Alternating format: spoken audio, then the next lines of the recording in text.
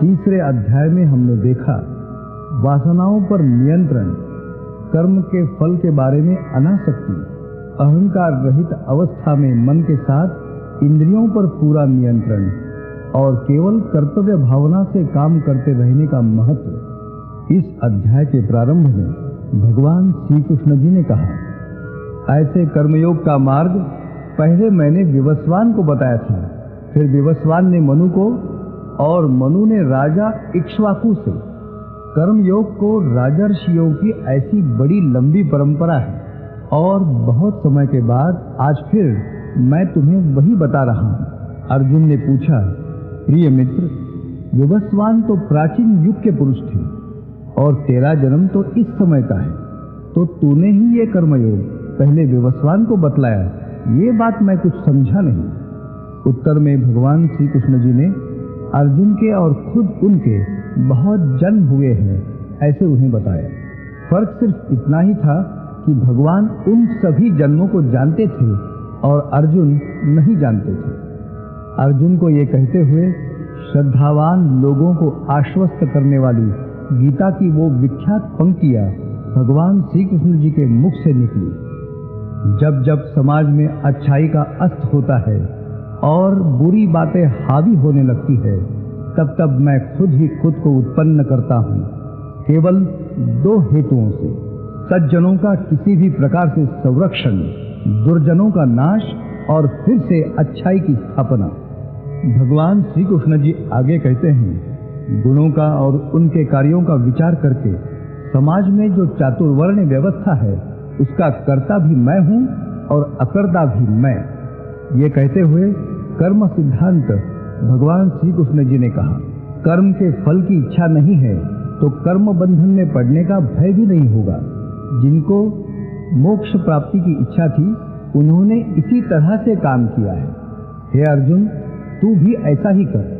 क्या कर्म, क्या अकर्म और क्या विकर्म, बड़े बड़े विद्वानों को भी ये बात समझ में नहीं आती है, लेकिन इसे जान लेना जरूरी है।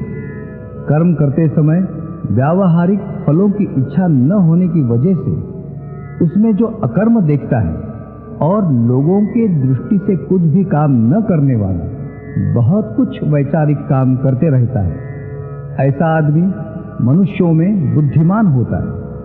जिसके मन में कर्म फल के बारे में कुछ भी विचार नहीं, ऐसे मनुष्य ने सच ही कर्म किया।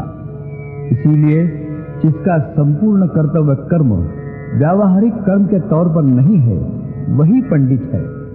ऐसा आदमी व्यवहार से प्राप्त कामों को करते हुए भी कुछ भी नहीं करता है। हे अर्जुन, जो कुछ मिलता है उससे संतुष्ट, जो किसी का भी मत्सर नहीं करता, मैं, तू वगैरह द्वंद्व भावना के परे जो गया है, वस्तु लाभ हो या ना हो, जिसका मानसिक संतुलन निश्चल रहता है, ऐसे आदमी को कर्म बंधन नहीं रहता। ऐसे व्यक्ति ने किया हुआ संपूर्ण काम उस ब्रह्म को अर्पण करना चाहिए जिससे ये संपूर्ण चराचर सृष्टि का जन्म हुआ, जो हमारे सबका आदि कारण है। ऐसे में आहुति, अग्नि, हवन क्रिया करने वाला ये सभी ब्रह्म ही होते हैं, ये धारणा होनी चाहिए। हे अर्जुन, यज्ञीय कर्म बंधन कारक नहीं होते, उसके सिवा और कर्म बंधन कारक होते हैं। सभी सृष्टि में यज्ञ कार्य चल रहा है। देवताएं हमें कर्म करने की शक्ति देती है, इसीलिए उनके लिए हमें कुछ रखना चाहिए। ऐसा जो नहीं करता वो चोर है। प्रजापति ने सृष्टि का निर्माण करते समय ये यज्ञीय वृत्ति के बारे में कहा है और ऐसा भी कहा है कि हरेक को मदद करके खुद का अभ्युदय करे। इस तरह से यज्ञीय जीवन समझाया गया है। यहाँ भगवद गीता में यज्ञ कल्पना की गरिमा स्पष्ट की है और उपदेश किया है कि द्रव्यमय यज्ञों की अपेक्षा लोग ज्ञानमय यज्ञ करें, क्योंकि सभी कर्मों का अंत ज्ञान में होता है। अब भगवद गीता ज्ञान का महत्व बताती है। ज्ञान संपादन करना है। ज्ञान से ही आदमी पाप मुक्त होता है। ज्ञान जैसी पवित्र वस्तु इस विश्व में दूसरी नहीं है। जो श्रद्धावान है, जिसका अपने इंद्रियों पर नियंत्रण है, ऐसे व्यक्ति को ज्ञान मिलता है। ज्ञानी शांत होता है, उसे सच्चा सुख मिलता है। जिस व्यक्ति को अच्छे और बुरे में फर्क नहीं समझता, जिसकी किसी पर श्रद्धा नहीं है और जो सदा के लिए संशयी है, ऐसे व्यक्ति को सुख नहीं मिलता। इसीलिए ऐसे कर्मयोग को भली भांति समझकर कर्म संन्यास करके ज्ञान से संशयों का निवारण करके जो व्यक्ति आत्मज्ञानी हुआ, उसे कर्म की बाधा नहीं होती।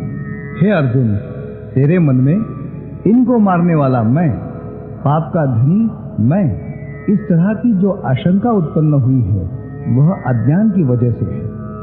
उस ज्ञान रूप तलवार से उसे छिन्न कर और युद्ध के लिए तैयार हो जा।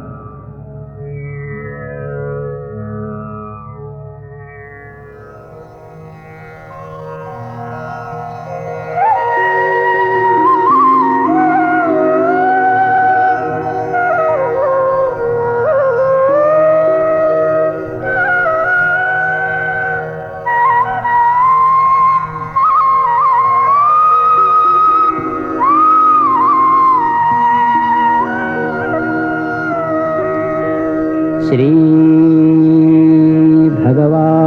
भगवानुवाच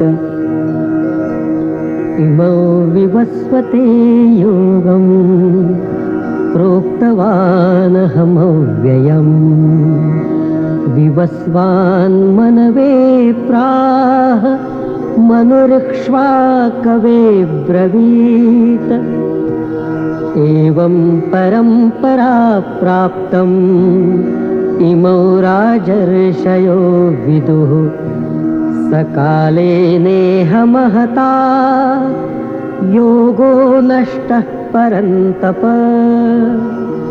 स एवायं मया तेद्य योगः प्रोक्तः पुरातनः भक्तोऽसि मे सखा चेति रहस्यं ह्येतदुत्तमम्। अर्जुन उवाच अपरं भवतो जन्म परं जन्म विवस्वतः कथमेतद्विजानीयान् त्वमादौ प्रोक्तवानिति। श्री भगवानुवाच बहूनि मे व्यतीतानि जन्मानि तव च अर्जुन तान्यहं वेद सर्वाणि न त्वं वेत्थ परन्तप अजोऽपि सन् अव्ययात्मा भूतानाम् ईश्वरोऽपि सन् प्रकृतिं स्वामधिष्ठाय सम्भवाम्यात्ममायया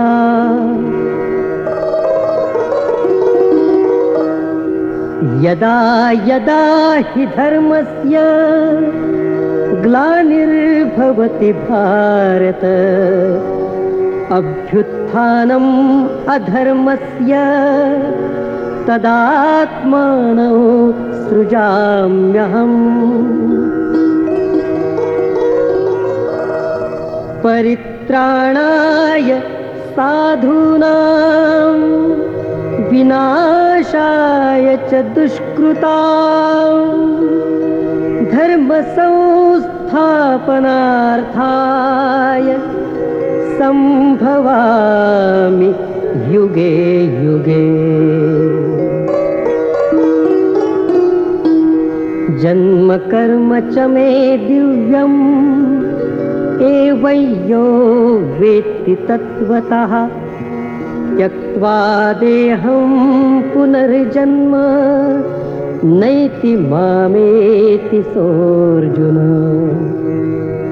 वीतरागभयक्रोधाः मन्मया मामुपाश्रिताः बहवो ज्ञानतपसा पूता मद्भावमागताः ये यथा मां प्रपद्यन्ते तांस्तथैव भजाम्यहम् मम वर्त्मानुवर्तन्ते मनुष्याः पार्थ सर्वशः काङ्क्षन्तः कर्मणां सिद्धिं यजन्ते इह देवताः क्षिप्रौ हि मानुषे लोके सिद्धिर्भवति कर्मजा चातुर्वर्ण्यं मया सृष्टं गुणकर्म विभागशः तस्य कर्तारमपि मां विद्य कर्तारमव्ययम् न मां कर्माणि लिम्पन्ति न मे कर्मफले स्पृहा इति मायोऽभिजानाति कर्मभिर्न स बध्यते एवं ज्ञात्वा कृतं कर्म पूर्वैरपि मुमुक्षुभिः कुरु कर्मैव तस्मात् त्वं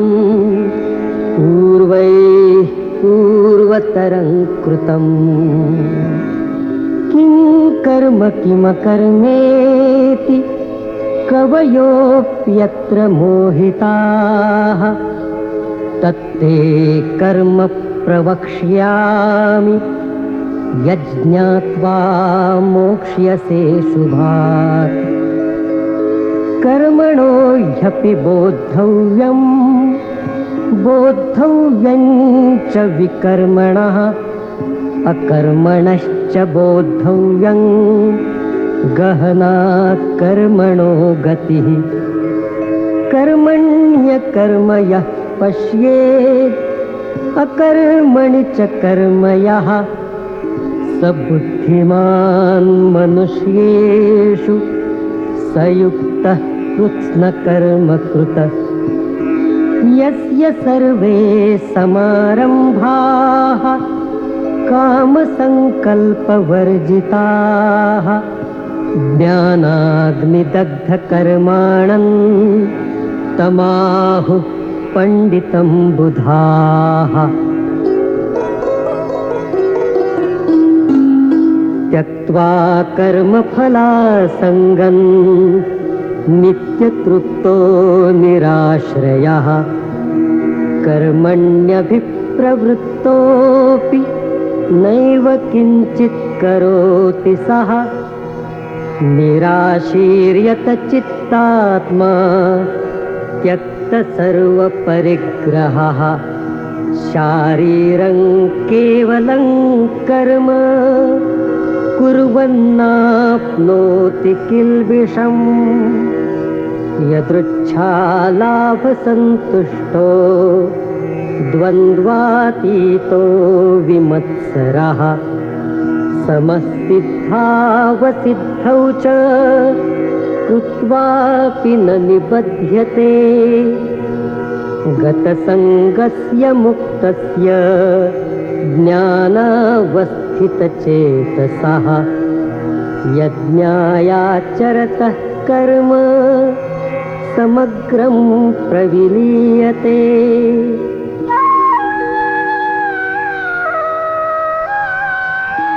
ब्रह्मार्पणं ब्रह्महविः ब्रह्माग्नौ ब्रह्मणाहुतं ब्रह्मैव तेन गन्तव्यं ब्रह्मकर्म समाधिना दैवमेवापरे यज्ञं योगिनः पर्युपासते ब्रह्माग्नावपरे यज्ञं यज्ञेनैवोपजुह्वति श्रोत्रादीनीन्द्रियाण्यन्ये संयमाग्निषु जुह्वति शब्दादीन् विषयानन्ये इन्द्रियाग्निषु जुह्वति सर्वाणीन्द्रियकर्माणि प्राणकर्माणि चापरे आत्मसंयमयोगाग्नौ जुह्वति ज्ञानदीपिते द्रव्ययज्ञास्तपोयज्ञाः योगयज्ञास्तथा परे स्वाध्यायज्ञानयज्ञाश्च यतयः संशितव्रताः अपाने जुह्वति प्राणम् प्राणे पानं तथा परे प्राणापानगतिरुद्ध्वा प्राणायामपरायणाः अपरे नियताहाराः प्राणान् प्राणेषु जुह्वति सर्वेऽप्येते यज्ञविदो यज्ञक्षपितकल्मषाः यज्ञशिष्टामृतभुजो यान्ति ब्रह्म सनातनम् नायौ लोकोऽस्त्ययज्ञस्य कुतोऽन्यः कुरु सत्तम।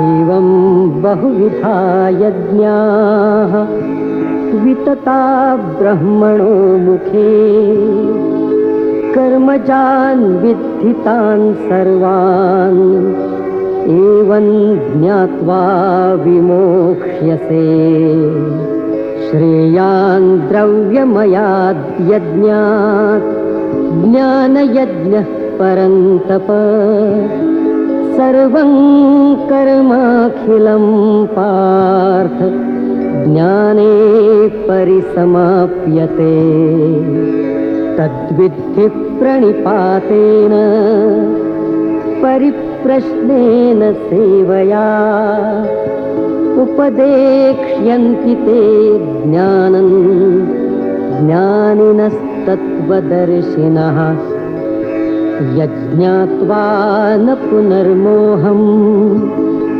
एवं यास्यसि पाण्डव येन भूतान्यशेषेण द्रक्ष्यस्यात्मन्यथो मयि अपि चेदसि पापेभ्यः सर्वेभ्यः पापकृत्तमः सर्वं ज्ञानप्लवेनैव वृजिनौ सन्तरिष्यसि यथैधांसि समिद्धोऽग्निः भस्मसात् कुरुतेऽर्जुन ज्ञानाग्निः सर्वकर्माणि भस्मसात् कुरुते तथा।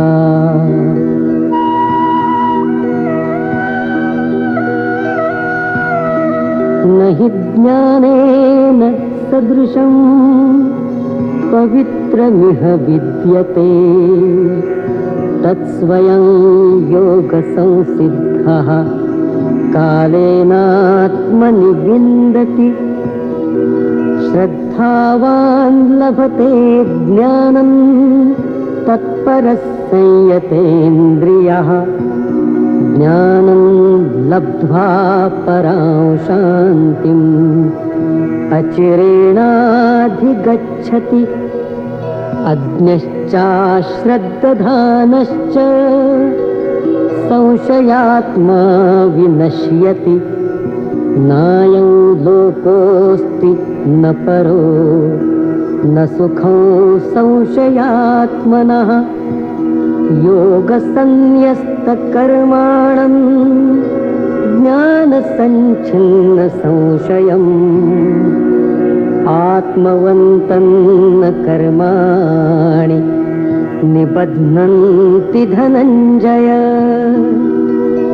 तस्माद् अज्ञानसम्भूतौ हृत्स्थं ज्ञानासीनात्मनः चित्वैनौ संशयं योगम् आतिष्ठोत्तिष्ठ भारत।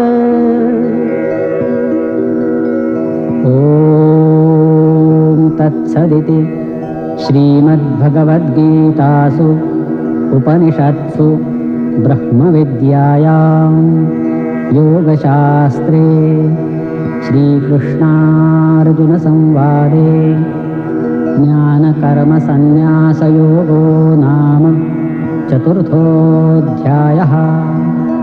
श्रीकृष्णार्पणमस्तु।